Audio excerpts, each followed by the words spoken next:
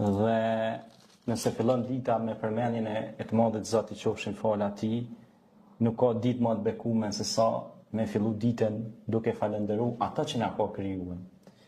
Me të vërtetë namazi i sabat ka vlerë shumë të madhe. Allah xhaleshanuhu ka thënë në Kur'an: "Wa aqimus salat", faleni namazin. Inna salata tanha anil fahsha'i wal munkar wa la dhikrullahi akbar. Me të vërtetë pra namazi largon nga gjërat e shëmtuara dhe të irrituara dhe përmendja e Zotit është gjëja më kulmore dhe më madhore. Wa bil ashari hum yastaghfirun, thot Zoti në Kur'an surën Dhariyat, thot edhe deri në agim të mjesit i shel duke i kërkuar Zotit falje dhe duke madhruar Zotin që ja ka dhënë një shans të re dhe një ditë të re, sepse në çat ditë mundesh edhe mos mu zgjuar, domethënë bjen me flajt, po të nesërmen mjes na ka ndodhur për shembull korona me fjet njeriu, e të nesërmen ka ndruar jetë dhe ka shkuar në takim me Zotin. Pra ka kaluar nga kjo botë.